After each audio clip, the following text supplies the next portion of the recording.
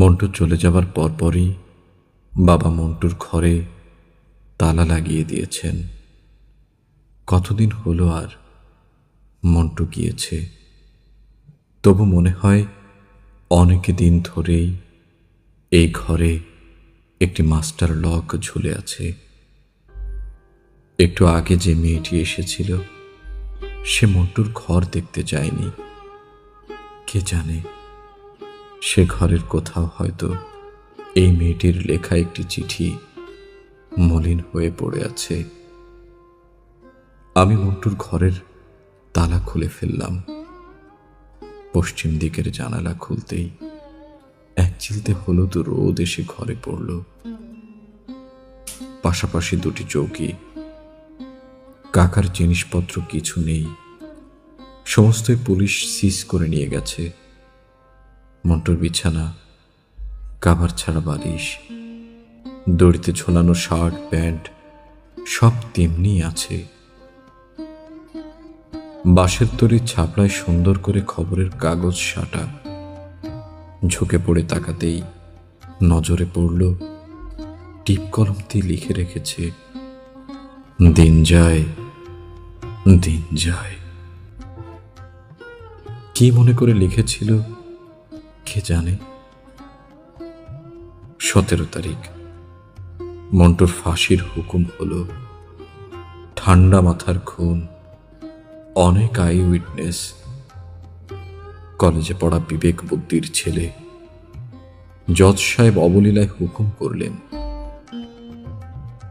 সেপ্টেম্বরের 9 তারিখ mercy petition অগ্রাহ্য হলো। আমি জানলাম 18 তারিখ ভোর রাতে তার ফাঁসি হবে।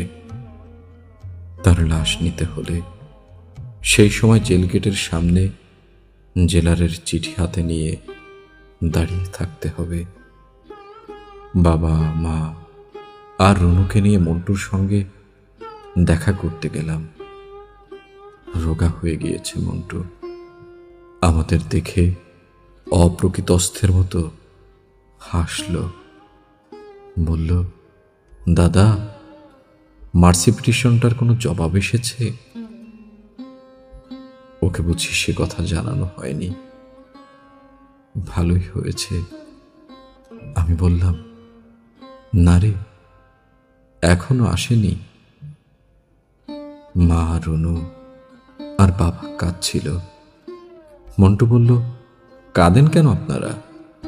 আমি জানি আমার ফাঁসি হবে না। কাল রাতে মাকে স্বপ্নে দেখেছি। মা বলেছেন, ভয় পাস কেন খোকা, তোর ফাঁসি হবে না। আমি বললাম, মন্টু, তোর কাছে একটি মেয়ে এসেছিল, রোগা করে, লম্বা মতো। মন্টু বলল, ও ইয়াসমিন, আমার সঙ্গে পড়ে।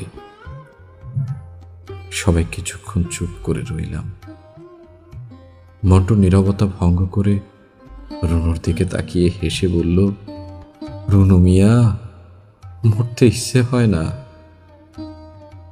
বাবা কাঁপা কাঁপা গলায় বললেন, তোকে কি খেতে দেয় রে? ভালোই দেয় বাবা, আগে আজে বাজে জিনিস দিত। কদিন ধরে রোজও জানতে চায় আজ কি দিয়ে খেতে চান।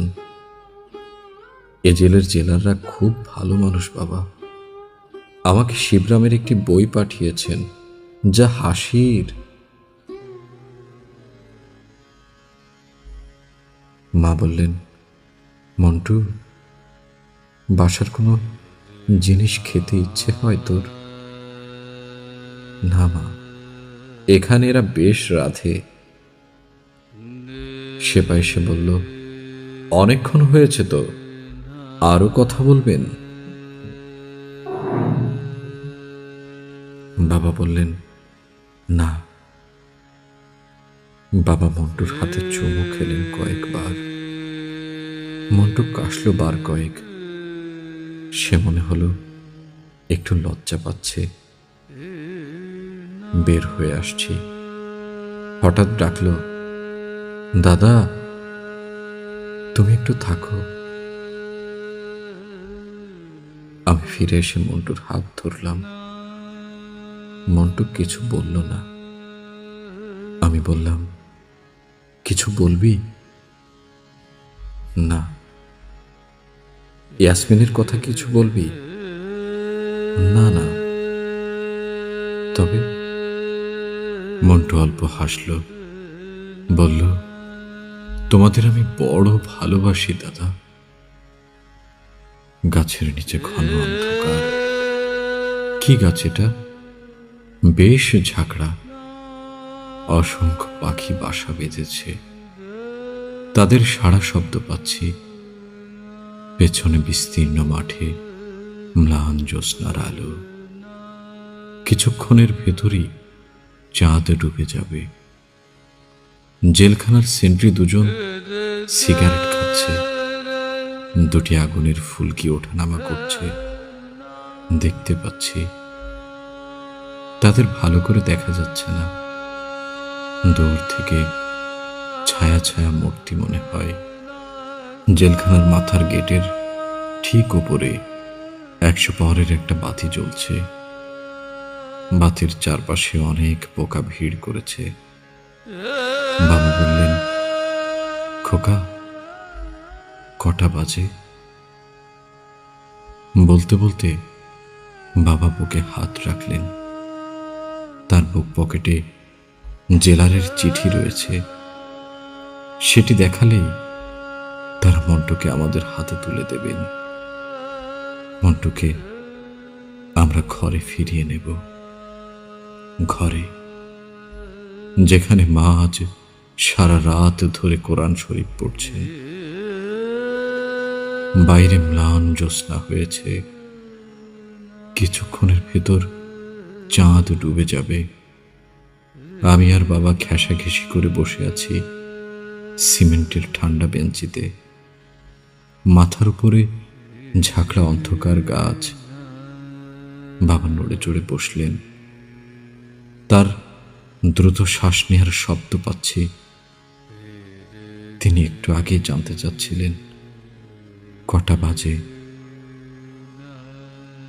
আমরা সবাই মাঝে মাঝে এমনি ঠান্ডা মেঝেতে বসে বাইরের জ্যোৎস্না দেখতাম। হাসনা হেনা গাছে কি ফুলই না ফুটত। আমাদের বাসার সামনের মাঠে একটা কাঁঠাল গাছ আছে। সেখানে অসংখ্য জোনাকি জ্বলত আর নিত্য। জোনাকি ঝিকিমিকি জালো আলো গান বাজিয়েছিল নাহার ভাবি। আমাদের পলার নাকটাও ছিল সিমেন্টের মেঝের মতোই ঠান্ডা। মন্টু বলেছিল, দাদা, কুকুরের নাক এত ঠান্ডা কেন? মাস্টার কাকা বাইরে বসে বসে আকাশের তারা দেখতেন। বলতেন, খোকা, আমি তারা দেখে সময় বলতে পারি। রাবে একদিন রাগ হয়ে বলেছিল, মা, আমি সবার বড়, কিন্তু কেউ ঈদের দিন আমাকে সালাম করে না। আমি আচ্ছন্নের মতো তাকিয়ে আছি। আমার শীত করছে। বাবা ভারী গলায় ডাকলেন, খোকা, খোকা। কি বাবা? কটা বাজে রে? আমি বাবার হাত ধরলাম। কি শীতল হাত। বাবা থরথর করে কাঁপছেন। আমাদের মাথার উপরে ঝাঁকড়া গাছ থেকে আচমকা অসংখ্য কাক কা কা করে জেলখানার উপর দিয়ে উড়ে গেল। ভোর হয়ে আসছে। দেখলাম চাঁদ ডুবে গেছে।